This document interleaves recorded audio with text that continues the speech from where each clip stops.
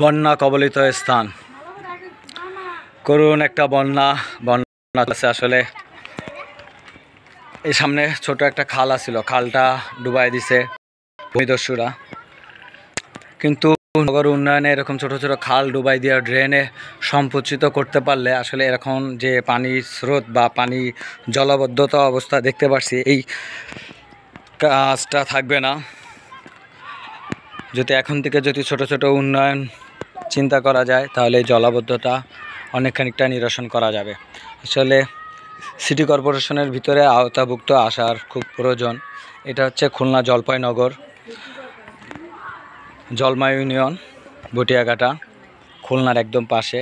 গল্লামারির থেকে 5 মিনিটে রাস্তা ইজি বাইকে এসেই আমার বাড়ি রাজু মল্লিক।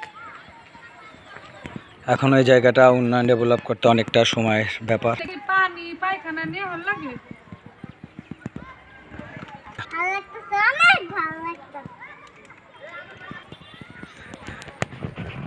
দেশ স্বাধীন ভাই, ঠিক আছে, আসলাম ঘুরতে, এই আর কিছু না।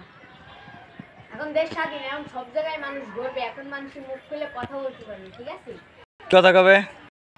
আগে একটা কথা, আগে মানুষ স্বাধীন ছিল না। আগে মানুষ কোনো কথা বললে, হ্যাঁ, কোনো বিরোধী কথা বললে সাথে সাথে ধরে নিয়ে যেত, সাথে সাথে গায়েবী মামলা হইতো। কি কথা বলবে? কি কথা বলা যাবে? স্বৈরাচারদের বিরুদ্ধে কিছু কথা বলা যাবে। স্বৈরাচার কি? স্বৈরাচার হচ্ছে বাংলাদেশ আওয়ামী লীগ। আওয়ামী লীগ কি? আওয়ামী লীগ কি মানে? তুমি রাজনীতি কি বোঝো? আমি রাজনীতি বুঝি ভাই, যতটুকু বুঝি। বর্তমানে পরিস্থিতি কি এটা নিয়ে কথা কয়? এই যে পানি জলাবদ্ধতা এইগুলো নিয়ে কো ভাই, একটু জায়গার মধ্যে একটু বৃষ্টি। আসসালামু আলাইকুম, আমি আব্দুল্লাহ নূর। আজকে আমরা আসছি জোরে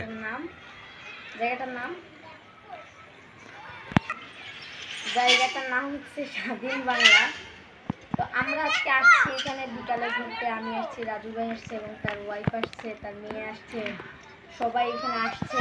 আসলে আপনারা এখানে দেখলে বুঝবেন কত সুন্দর একটা ভিউ। জায়গাটা কতটা সুন্দর তা আপনারা দেখলে বুঝবেন। দেখতেছেন থোকা পানি, আর আশেপাশে কিছু হাঁস ছাগল এইগুলা আছে। এইগুলাই এর থেকে বেশি আসছি যে জায়গাটা বললেই চলে না। জায়গাটা কতটা সুন্দর পুরো না। জায়গাটা আসলে কত বড় একটা রিস্ক নিয়ে, আসলে রিস্ক নিয়ে কথা রাখো, কারণ তুমি যেখানটা দাঁড়িয়ে আসলে একটা রিক্সেবল জায়গা। প্রিয় ভিউয়ার্স, দেখতে পারতেছেন যে আব্দুল্লাহ নূর আসলে কতখানি একটা রিস্ক নিয়ে ওয়ালের উপরে। আসলে যে কোনো সময় একটা দুর্ঘটনা ঘটে যেতে, তাই না? হ্যাঁ, এখান থেকে হাঁটো।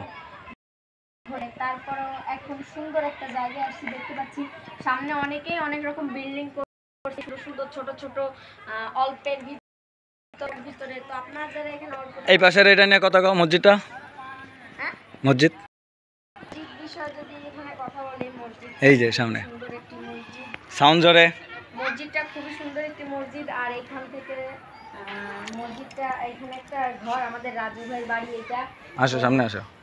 এটা হচ্ছে আমাদের রাজু ভাইয়ের বাড়ি। তো রাজু ভাইয়ের বাড়ি হচ্ছে এখান থেকে সামনে, হচ্ছে একদম সামনে হাতের কাছে। এখানে আসছে রাজু ভাই, যদি শোনে হঠাৎ করে এখানে মসজিদে মিলাদ দেওয়া হচ্ছে, রাজু ভাই এখান থেকে হাত পেতে দেবে, তার হাতে জিলাপি উঠে যাবে।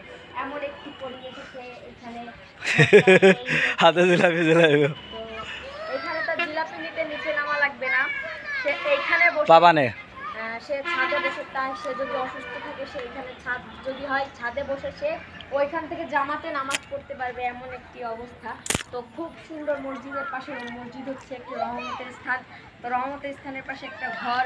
রাজু ভাই আলহামদুলিল্লাহ ঘরটার অর্ধেক কমপ্লিট হয়েছে, অর্ধেকেরও কম। আস্তে আস্তে রাজু ভাই কাজ ধরতেছে। আপনি এখন কি বলতে চান রাজু ভাই, বলেন। আসলে কিছু বলার নাই, বলার ভাষা এখন স্টপ। শুক্রবারের দিনটা সময়টা ভালোই কাটলো পরিবারবর্গ নিয়ে, সাথে আমার মেয়ে, সাথে লাবিবা মল্লিক, আমার সাথে আছে নূর, লাবিবা, আর এই পাশে লাবিবার আম্মু, আমি, তিনজনে মিলে। সন্ধ্যা হয়ে গেছে, সুন্দর একটা সময় বিকালবেলা অতিবাহিত করলাম, ভালো লাগলো। আর বলার কিছু নাই।